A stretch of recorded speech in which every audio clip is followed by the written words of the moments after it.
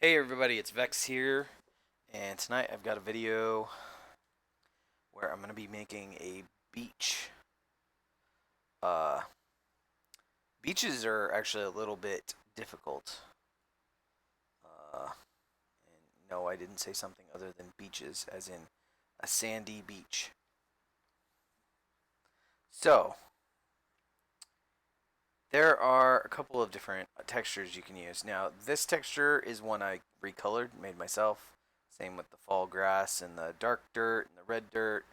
I believe the snow, the paving texture, the dirt texture, the grass textures, those are all ones that Ross McConnell made. The background, the cave room, and then all of these ocean tiles. I think I made the solid black because I just wanted, sometimes you just need solid black. Anyway, so we're going to start with the land. And this is going to sound kind of odd, but when you have, like, again, if we're thinking in layers, uh, technically the water comes up on the beach, so the water actually goes on top of the ground. Even if part of the map there's like it's almost like the water is deeper. I know that that might screw with some of your heads logically. The rest of you are probably going, yeah, of course that makes sense. So the base ground that we're going to start with is actually going to be a sand texture. I don't want the sand, so there's two different sand textures because I'll give it a second to load this texture. Come on. There we go. There's this one that has the little dots in it, and then there's one that doesn't. Come on. Come on. There we go. I actually want this one. I want the one that's going to look more like a day at the beach. Beach sand. You know, very, very fine, nice beach sand. If you're going to make a rocky beach, though, you might want this sand or maybe even like the dirt texture. You could even do the paving texture if you want it to look white. Anyway, I'm going to start and go ahead and cover the entire 25 by 25 because I'm just going to make a random encounter map. I got one extra square. There we go. Just going to cover the entire thing. And then I'm going to go ahead and figure out where is the edge of the jungle, because this is going to be a jungle beach kind of a map thing.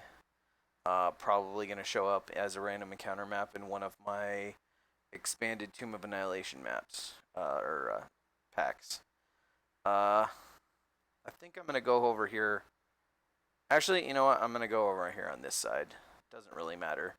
For the Tomb of Annihilation stuff, though, I've noticed that in looking at the map, most of the beaches are north-south oriented. There's a few that are like where the water, like there's a few along the southern coastline, and I'll probably put a couple of those where like the water is up here at the north.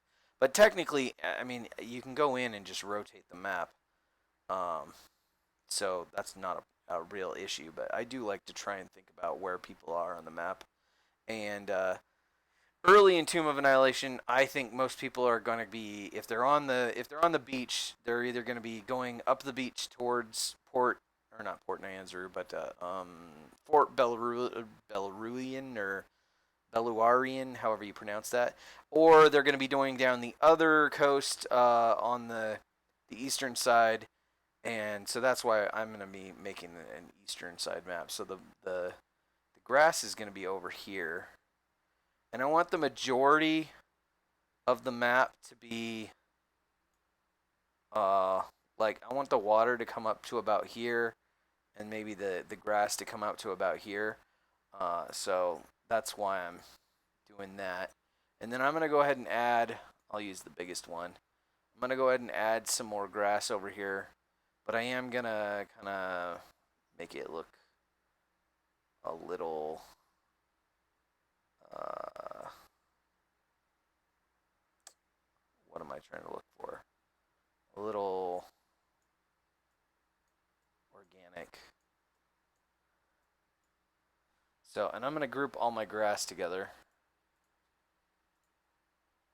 and I'm going to call it grass. Now, I am going to take this sand texture, though, and I'm going to go over the top of just the edge, like that, kind of in and out. And then I'm going to take the opacity, so it's kind of like a transition area where the sand and the dirt meet, sand and the grass. And I'm going to do some other things to kind of cover up this edge. I'll put some rocks and some trees and stuff here eventually. But using this same principle, that's kind of how we're going to do the water.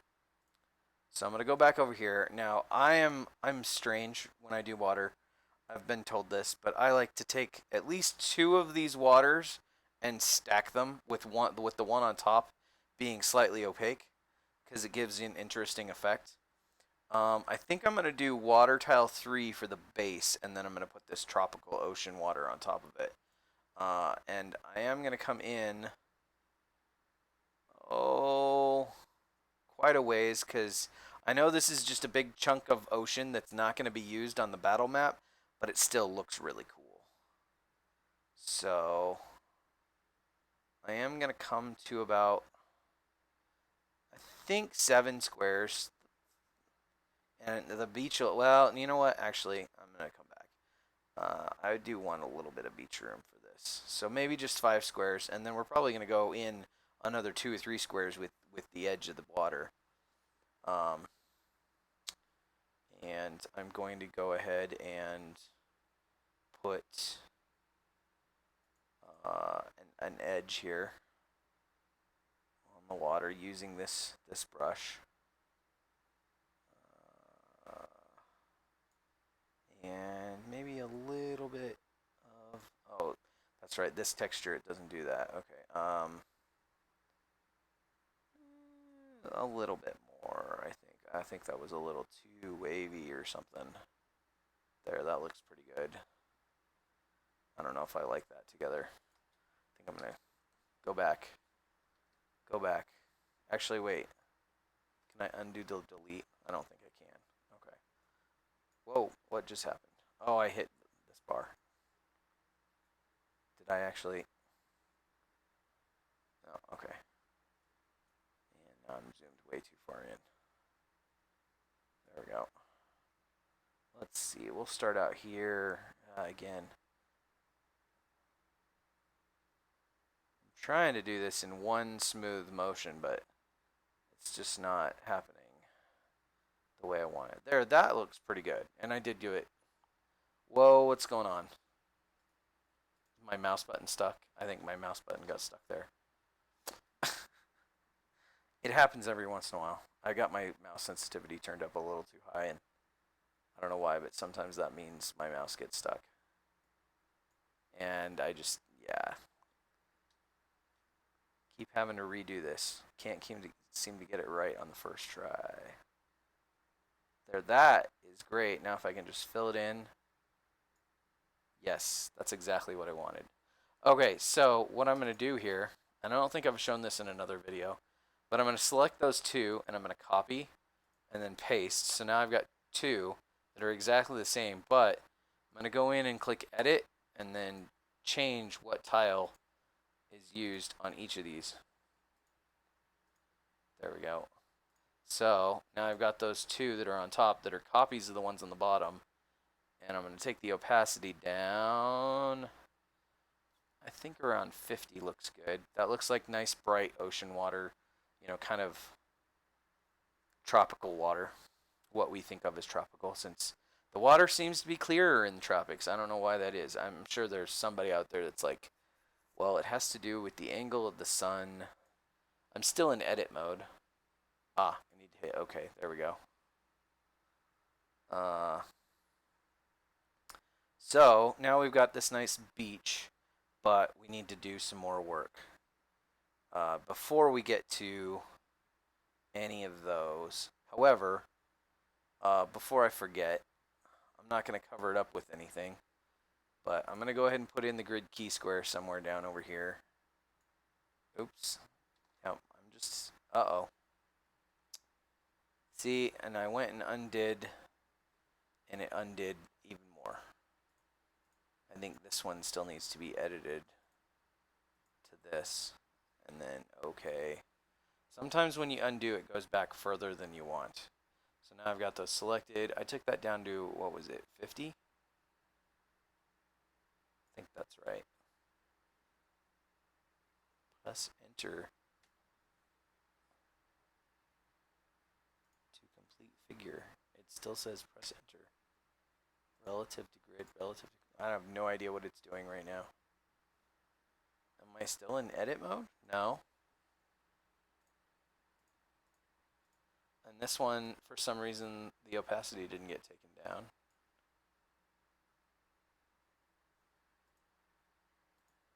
Yeah, and now this one, I have no idea what's going on. Do I have an extra one?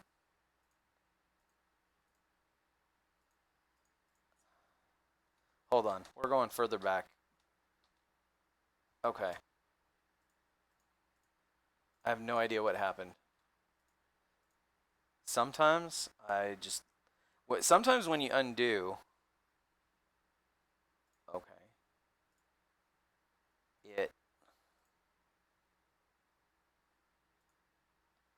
It does some weird things. Okay, so now select these both.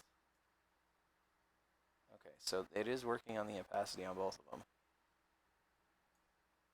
There is a weird, like some of you may notice, there is a weird section here where those overlap that the opacity is actually not showing through of the underside. It really doesn't matter though when it's, because it's not like a direct line. Anyway, those should now be fine. Let me go ahead and do what I was trying to do, which was to add the grid key square here. And then with all of these selected, I can hit group and I can say ground. Like all of the ground is now done.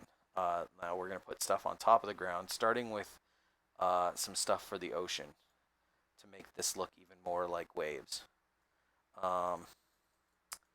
Down here in, I think it's in the river and water section, which I can't remember if that's an actual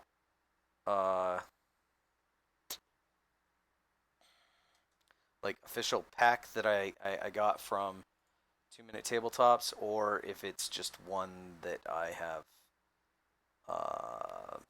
made. So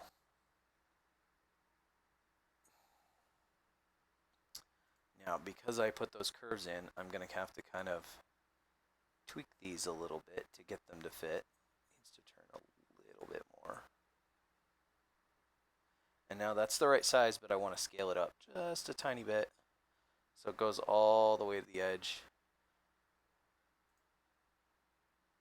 And then up here, we're going to do kind of the exact opposite.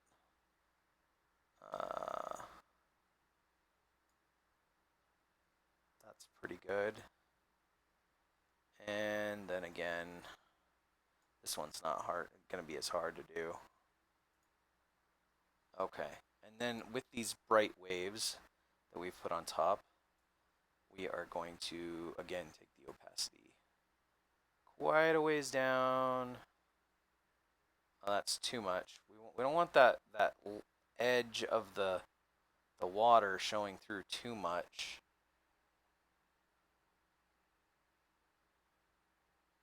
Maybe like 75 if I can get it set there. I mean, if you look for it, you can see the line of the water, but mostly what you're going to see is like the wave crashing. And actually, if you want to hide that even more, with all 4 of these selected, you can go over and use the selection tool, and then you can then move these back just a little bit so the water is actually showing over here on the edge. And then it doesn't, it's hidden even more, but it shows through, almost like the wave itself is bringing some of the water with it. And that's kind of the effect you want there. That's just about perfect, to be honest. We're going to go ahead and add like one more little detail out in the water, though. You could do like a rock, something sticking out of the water. That one might be a little big, but like something like this. Or you could do something floating in the water, but I always like to add at least one little detail on my beach maps. In this case, I think what I want to do is just have some little animal in the water. And I'm thinking one of the turtles, which I seem to have missed. There at the beginning here, like a turtle. And I'll do a random angle. And we'll put him just over here, like swimming out to sea. Just because it's a nice little detail. And then we'll group those and we'll call those water details. And now we've basically got, like, the beach is pretty much taken care of. The only thing we need to take care of over here now is like the edge of the jungle. And I'm sure you've seen me in my jungle map, so you know how I do that. Do I want to use these edges, or I think I may use the, what is it? The forest clearing edges, just because they're fun.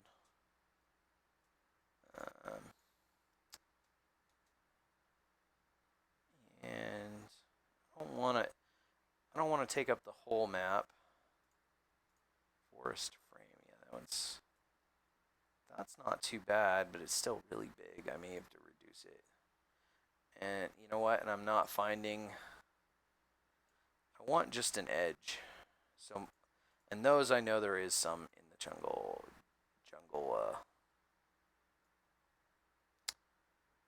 I'm looking for something more like this, to be honest.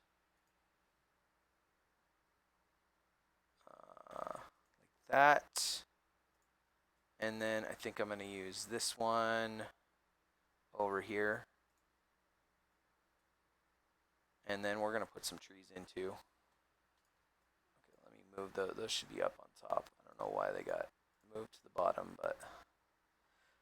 Okay, now that we've got our edge done, which I know I kind of did out of order, but I'm going to put in some rocks and things like that. Oh, zoomed way in. Just a couple rocks, not a lot. Maybe a rock out here on the beach, a plain rock, not one with foliage attached to it. And I'm going to turn the scale down on a lot of this stuff just because I don't want it taking up too much room. So we're down at, where are we? We're at 75%. I'm going to go ahead and check random angle, although I don't really like that angle. I think I'm going to put that right there. And where's one of those other ones with rocks? Like this one. This is a good one. Put this one down here. Now we'll turn the scale back up to the normal size.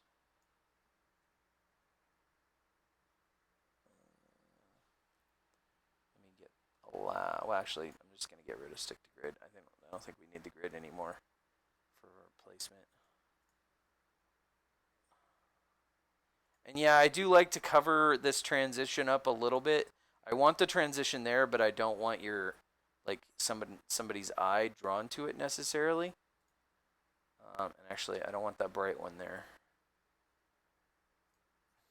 I want one of those darker ones.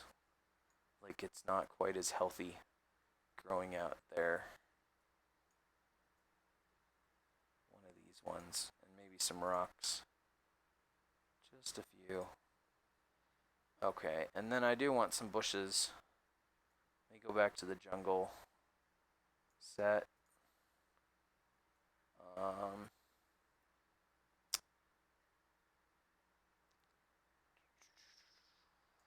think I may use some of these trees, but reduce the scale so they look like bushes. That's probably pretty good. Maybe a little bit bigger.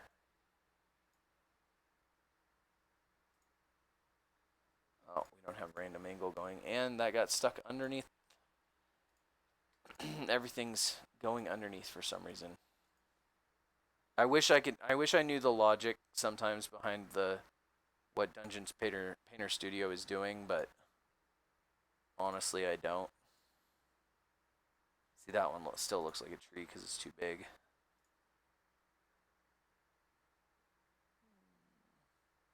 Yeah, I do like that there. Okay, we're probably good on bushes and foliage and stuff. I don't want a ton.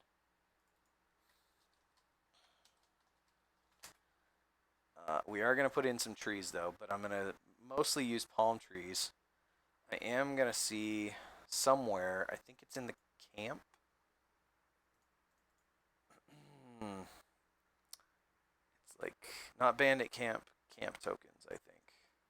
There is a big log. Yep, log, fallen tree. And I want to put this on the beach like it is a washed up log. Like right in here. Like one of those days when the tide was really high, this tree got washed up to that spot and then it stayed there ever since. That being the idea. And I did say I wanted to stick like a big rock somewhere on the beach. I think that's a little too big though. I think we'll go down to like 90% size, and that's pretty good. Like that. Maybe a couple more rocks. There's more rocks in here. There, that one. Somewhere in here, probably like right there. Okay, and then actually I'll put those under the foliage. Not that it really matters, but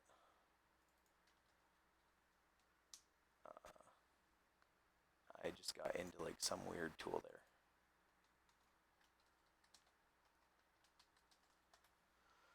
Okay, now when I look at this, I know I'm gonna put a couple of palm trees over here, but I wonder if there's still more detail that needs to happen.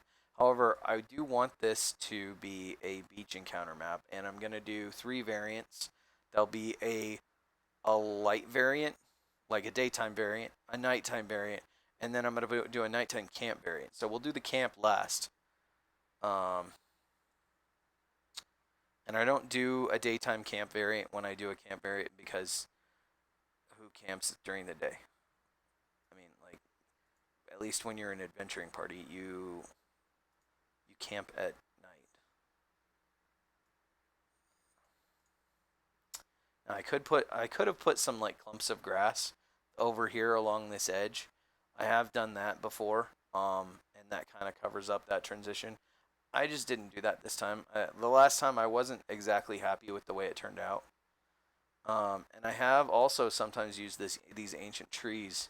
If you angle them just right, they sometimes look like how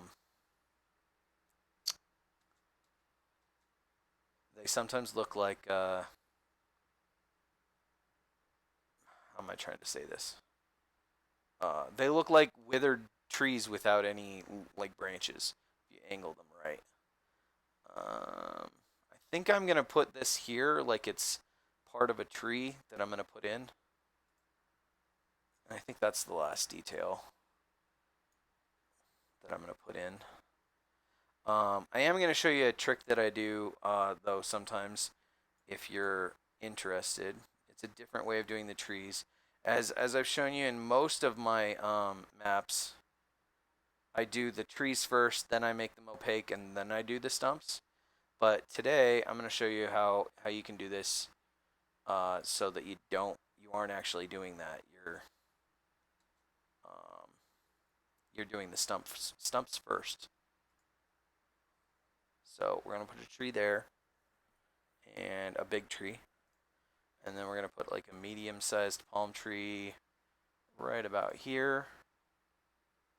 And I think that'll probably be good, just those 2 trees.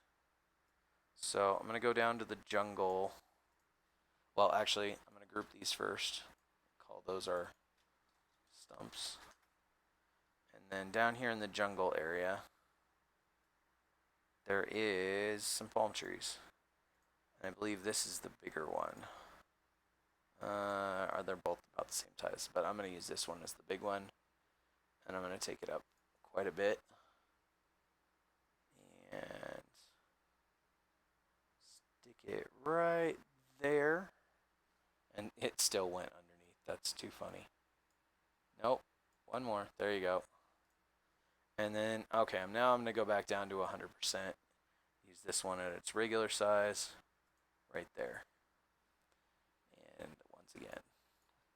Okay, now we're going to group these trees, and we're going to add that shadow, edit the shadow, up the distance, change the angle to my favorite angle, somewhere up in that area, turn the alpha up, then go back over here and take the opacity down to, I think I usually do around 60. And that looks pretty good. I can still see the bushes underneath and the rock, or the stump, I mean, or the root and the bush and stuff. There's a rock there. You can see it all. You can see all the details. That's what I like to, I like to be able to see through, so that if I'm a character, if I'm a player, I can go, oh, I want to go stand behind that tree. Oh, wait, there's a big stump there. Do I have to climb over that stump? Like, or not stump, but root. You know, it makes you think about the map a little bit, which I like. But I think we're done here, other than I said I'm going to make a camp. And the camp is going to be turned on and turned off for exporting. So we're going to go ahead and do the camp now. And it'll be all one grouping. It won't be a ton of assets either. I just like to do a campfire and some camp tokens. I did do one of these where I had like a bunch of crates surrounding the campfire, like they were seats almost. And then the crates were kind of blocking the light, which I did like, but I don't think I'm going to do that this time. I'm going to use this rock as one of my things that blocks the light. And maybe I'll do something else, like a tent, since tents are sold as part of the Tomb of Annihilation set. I probably should do the campfire first. Now there's two ways to do a campfire. You can do the wood first and then put this fire token on top of it, or you can just use the pre-made campfire. I like just using the pre-made campfire, to be honest. Okay, I want my fire to get blocked somewhat by the stone, so I think I'll put my campfire here, and I might put a cook pot next to the fire, and I'll make sure it's under it so that it gets that glow on top of it. And then we definitely need to do some bedrolls. Now I like to turn this down because I think they're too big. I mean, they're already 5 foot by 10 foot in the, like, how many squares they're taking up, so I like to turn it down a little bit. And I do like to mix up the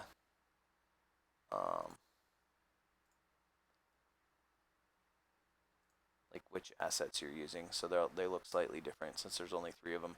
I usually only put in 4. Standard party size is 4. So there is that. I do want these all the way up on top. I feel like I do need that one detail. Sometimes I put some backpacks in.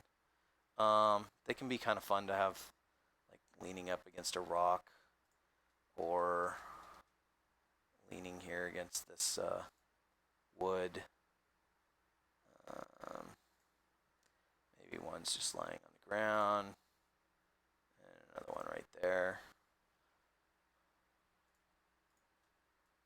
So even if your party is not, is like 6 players, that means there's 2 people that are on watch, right? So maybe they don't have their bedroll rolled out while they're on watch. That's why 4 works really well. Now, if you only have a party of 3, I'm sorry, I can't help you. Throw in an NPC or something so that you have something else. Oh, someone was wondering, I kept scrolling through here and they kept seeing this empty thing. This is an asset I made myself, and yes, they are footprints. And the idea is that you can just place them all over. Like, I mean, yeah, you could do one long string of footprints, so there's like one trail of footprints. But usually when I'm using them, I'm putting like a whole bunch this way, and then I'll flip it around and a whole bunch this way, and it looks like a road. It looks like a road where lots of horses have gone by. So that being said, I am gonna put a tent, and I think I want probably just this square tent. The square tent will be do some interesting things, and then I can actually make it like this and cover up. If I do this right, it like it partially covers up the bedroll, and I can make it look like the backpack is leaning up against the side of the tent. There we go. That's how I want it to look. One player was like, "I'm buying a tent." He's the one who, he just looks interesting. Camp. Just gonna call that camp. So we're gonna turn this one off, and then we're gonna export it and turn everything off. Fantasy Grounds.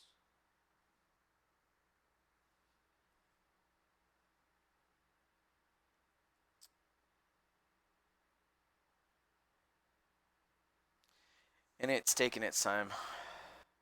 I do already have Photoshop up. I suppose I could load my 2-minute tabletop logo, so it's ready to go. It's getting there. I didn't export the right area because I can see it exported an additional 3 squares. So we're going to cancel that. Let's go back in. What did it do? Did I not pay attention? Yeah, it grabbed the top and the bottom. I didn't look closely enough.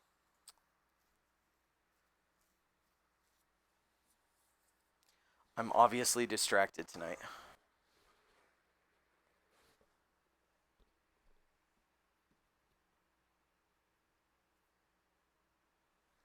So, just so anyone's listening, if you're interested in more one-on-one, or being able to ask me questions and get answers right away, I do run classes at Fantasy Grounds College. Now, part of the class is actually, what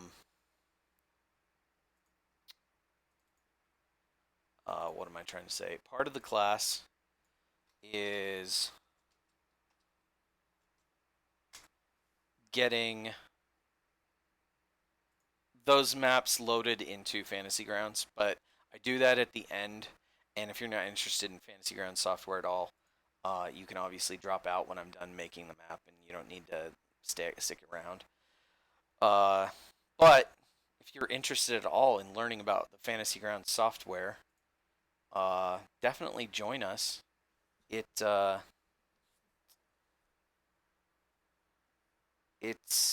interesting software, to be honest. Like it's I know a majority of people out there use other virtual tabletop software. However, I think Fantasy Ground software is the superior software, even though if it looks a little old. Um, but it's super useful and it automates so much. You get so much more done when you're playing. Okay, we're gonna call this one grid, and then we need to turn on the camp. We have to save it twice more or export it twice more. Once without the grid, once with the grid. This will be with the grid. But yeah, if you want to come on over and take my class, you don't have to be interested in Fantasy Grounds. You could just be interested in map making. We are a very open community to people who aren't even really interested in Fantasy Grounds. I mean, the majority of people are there because they're enthusiasts of Fantasy Grounds software. However, uh, if you do take my class, not only do you get whatever map I make during the class, I send everybody a copy. I also uh, whatever if you do take the class, the other thing I do is I give you uh, my 3 PDFs, which are on DriveThruRPG, that lead you through the same process that I'm leading you through in these videos and that I do in my class. Um, The only reason those are up for sale on DriveThruRPG is so that I can have a publisher account for my DM's Guild stuff that I sell.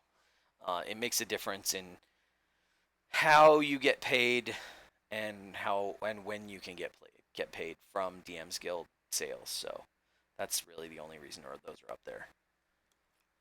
If somebody actually buys one of those PDFs, like let me know and I'll figure out a way to get you refunded because you shouldn't buy those.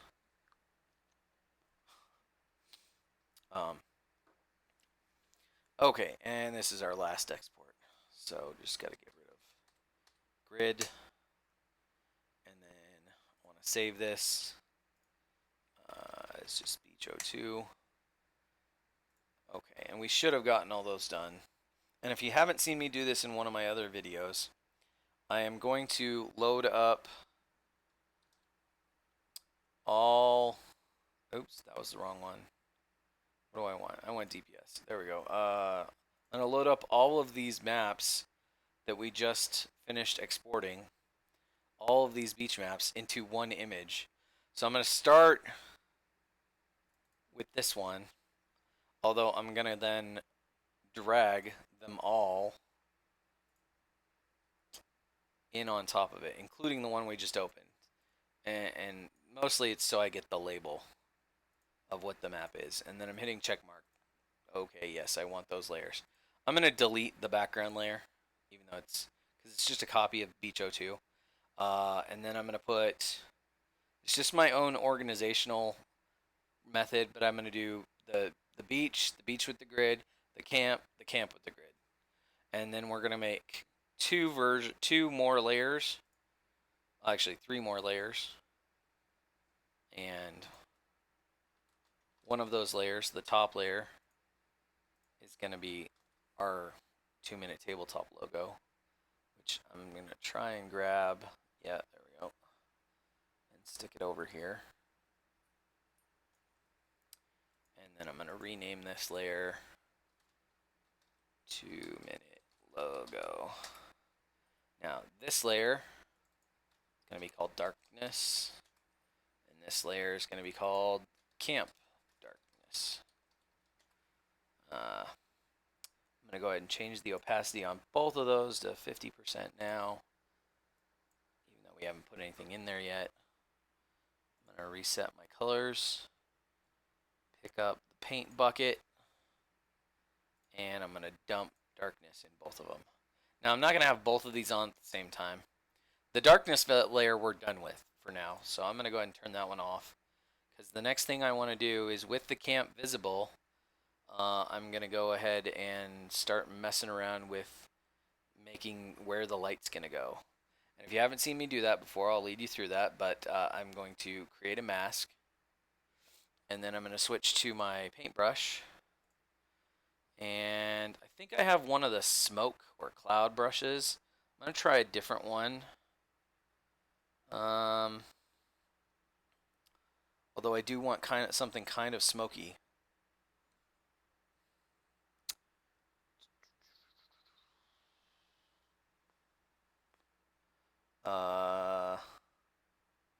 I could do like a watercolor brush, but I don't know if the watercolor brushes have weird edges. I want something more rounded. Let's see, I think I was on this one last time. I think I'm going to try one of these ones. And that was my dog barking. Sorry about that. Let's see, how big is that? That's really tiny. I want to go a little bit bigger. Let's go up to double that. There we go. That's more the size I'm looking for. So you'll notice my opacity on my brush is set to 25. Even though it looks like I'm painting black on the mask, which is white. So right now, everything that's white gets hit with that darkness. But as I paint black on it, it's going to not get hit with the darkness, or as much, because I'm using an opaque, slightly opaque brush. So, and I'm going to start, ooh, I like that. It does look smoky, like I like. And I'm just going to draw, this particular layer where I'm drawing is going to go everywhere the light would go to its farthest reaches, and I'm going to go out quite a ways, about to like right there. The rock's going to block the light, and this rock and this bush are going to block the light. Not going to worry about the tree. Um, just going to kind of ignore it, and it'll go over the log, but maybe not the whole log. I might have to go back in and do some fine tuning. Yeah, I'm just kind of going everywhere that I was like kind of circling. Like I said, it's not going to go past the tent. This is probably our outer edge of where the light goes.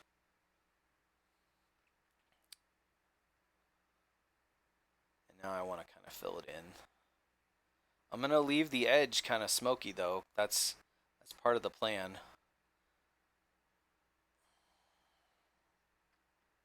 And I kind of like that effect because it kind of simulates like the firelight crackling and you know how firelight moves.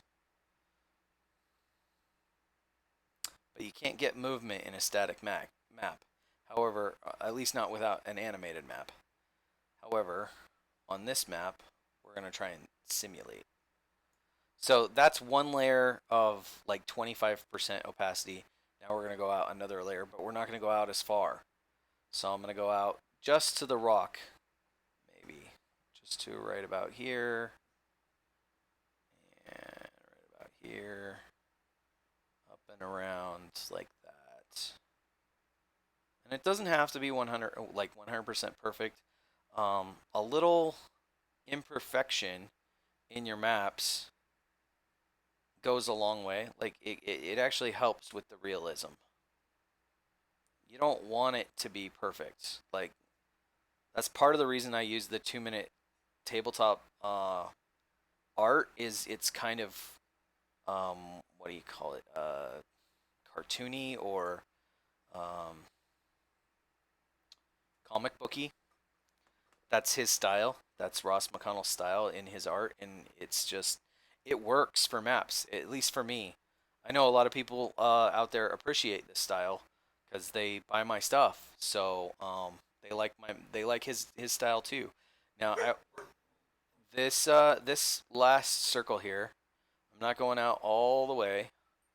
I did go a little far, I think, farther than I wanted when it came to the front of this tent, but that's about as far as I want to go, right there. And then right here around the fire, I'm gonna then hit as many times as I need to, just to kind of get rid of all of any darkness that's there, because this is the brightest area where the fire is the brightest. And then you can kind of push out a little bit just to give it a kind of an organic feel. But I think I got most of the fire there. Basically, it's not we're not erasing, except we're kind of painting onto the mask. So you can see over here how the mask looks without the like. That's what we actually did. We painted like slightly gray tones all around, and I'll zoom in so you can see the full effect. And I really like how that turned out. I like this brush. I'm gonna have to remember which brush was this. This was the HP brush final one. I gotta remember that. Gotta try. I haven't tried this brush or this brush though. This is a new brush pack that I just recently downloaded. Although I'm pretty sure it's not new. It's just new to me. So now, now we've got 3 versions. They're all ready to go. We've got a day version, a night version, and a night version with a camp. However, I do want to add a little bit more color. I want there to be some, basically like some fire color. I'm going to use this same brush because I don't see a reason to switch. I'm going to give myself a nice orange color. That works. And I am going to start on top of the fire. Actually, I'm going to go a little bit lighter, a little bit more yellow. And maybe even go lighter this way. There we go. And then I'm going to start here, and I'm going to work my way out. I'm kind of the opposite of the way we did it before. So I'm going to just do a small yellow circle right here. Then I'm going to go on top of that and go out a little bit further. Just like that. And then once again, 1/3 time. But I'm not going to go out more than that. Just around the tent a little bit, maybe over here, a little bit on the rock. That's pretty good. Now, I'm sure some of you are like, "Ooh, I don't like the way that looks at all." And I get that, but I am not finished yet. Now I'm going to go over here to my opacity, and I'm just going to take it down until it looks right. So I'd say, yeah, like 50. That looks pretty good. It just gives it a tiny bit of color. Like because firelight is not white. It's, yellows and oranges and a little bit of red. And I mean, I'm sure you've all had an experience sitting near a campfire at some point in your life, so you know what I'm talking about. But I like the way that looks. I don't like taking the firelight color all the way out to the edge because it ends up looking kind of messy. I've done that before and it never turns out right. So I think we're done. We're ready to save these files. I'm not going to go through the saving process. I know you guys have all seen me how I save multiple files. I save a gridded version of each map. I save a full-size version of each map, and I save a virtual tabletop-sized version of each map. I'm not going to go through that in this video. You've seen me do enough. I might do another video tonight. I'm not sure. I know I'm going to be up making another map. I might as well do it in front of you. I am going to be making a cavern map, and it's actually going to be multiple maps. So I don't know if I'm going to do a video of it or not. It just depends.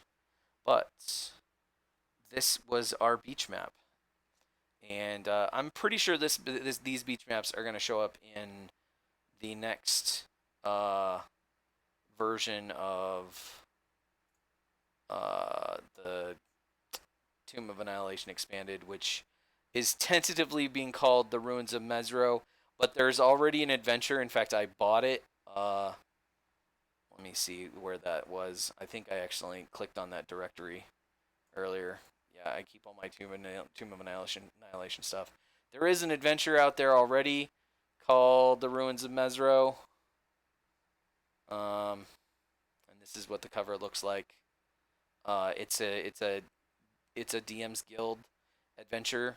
And it's like a complete side. It's a whole bunch of side quests and stuff for people doing Tomb of Annihilation or just being in Chult. It's a nice little thing. The only problem is it's only in PDF, and it's more of like a guide of what you can do. You still have to like build the encounters and stuff all yourself.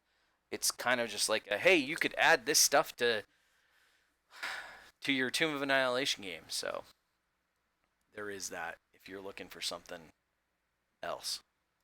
Anyway, guys,